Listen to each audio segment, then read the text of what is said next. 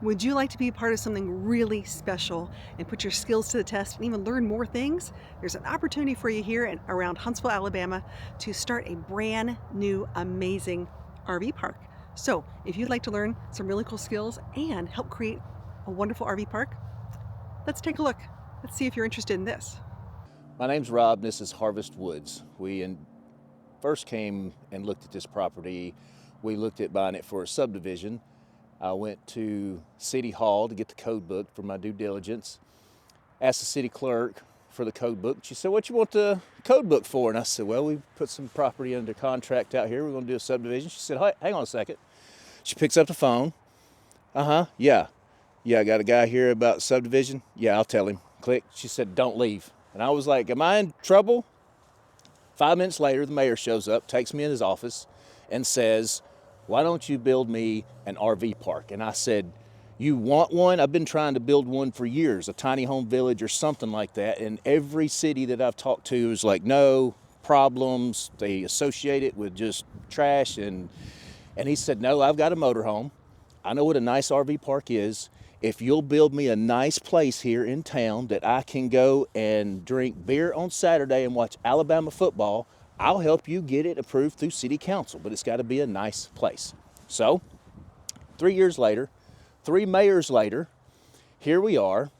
We have our building permit, and I have permission to have 8 work campers come on site while we're building.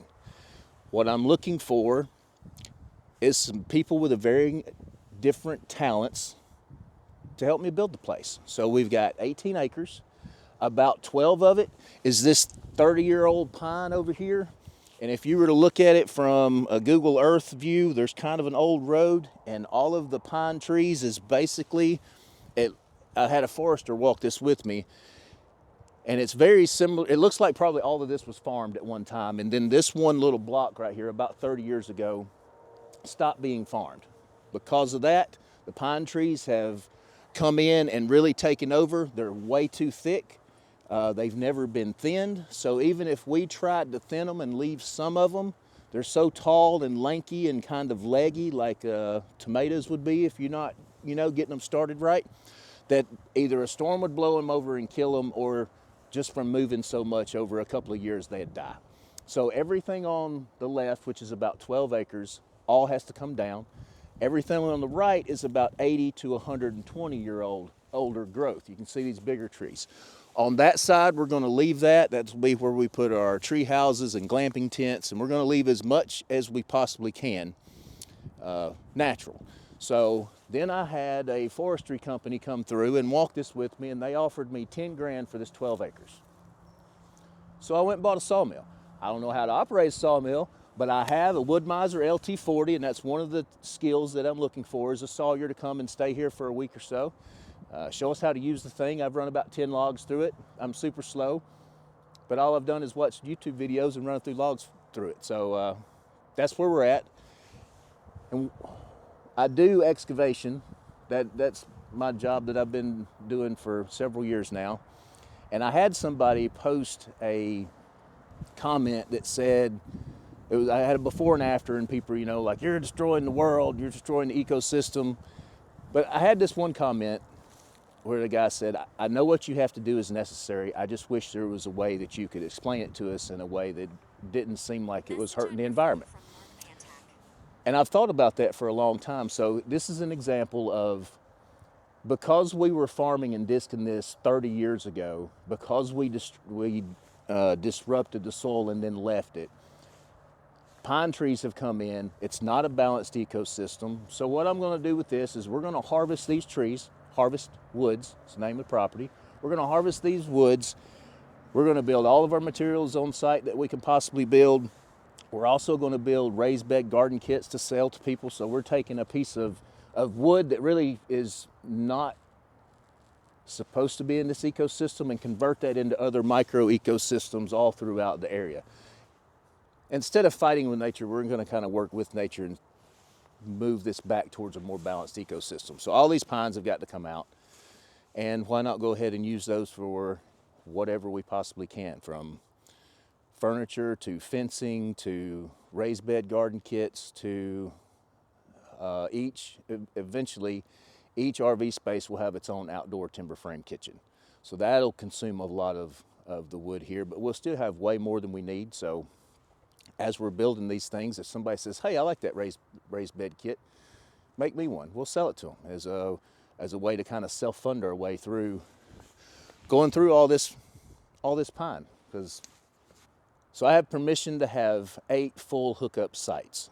So that, and what I'm looking at is 10 hours per site of work camp exchange, meaning if there's a couple, they can split the hours. So that doesn't matter to me. What I'm looking at from my point of view is 10 hours a week for 8 campsites is 80 hours of labor that I can utilize here on the property to move the property forward in a bootstrap fashion. So I'm looking for a mix of anybody that would be on the front end of any sort of building. So plumbing, electricians, handymen, retired contractors, somebody. The perfect person would be somebody that would want to come and teach a class for 2 hours in the morning and go fish the rest of the day. We're 20 miles from Lake Guntersville, we're 20 miles from Huntsville. So if you want to go into town, you can go to town. If you want to go to the lake, you can go to the lake. But the perfect person would be someone semi-retired or retired that just has that feels that need to teach, and we'll let you stay here for a week. The maximum amount of time that someone can stay according to city code is 90 days. So ultimately, I'd like to have someone stay at least a week. Maybe if somebody wanted to come and do a 1-week clinic on the sawmill, that'd be great. If they wanted to knock out all 10 hours in a day or two, that's fine as well. You know, it doesn't have to be so constricted.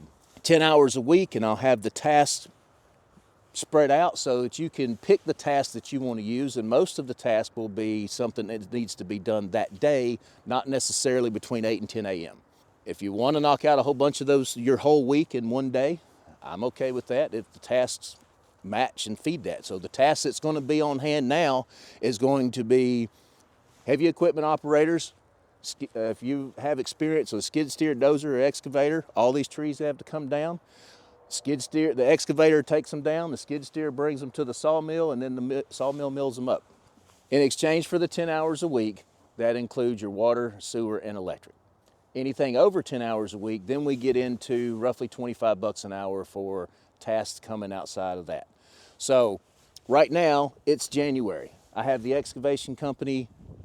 It could start raining at any time, so during the winter season, I cannot guarantee anything more than the 10 hours a week. In the springtime, when the storms hit and the trees fall, we get calls left and right, and we're usually busy all summer long. So it being January into December, if you need a 40-hour-a-week job, this is not the right place. If you are looking for a place, I talked to one guy that was coming off 712s. He's looking for a place where he can work 10, 20 hours a week and relax the rest of the winter. If you can do that, then it's a good time. If you need 40 hours a week, you should probably wait until April or May. We'd be better prepared to supply you with more decent hours, but we can't do that right now. But 10 hours a week covers your stay, $25 an hour paid for hours after that.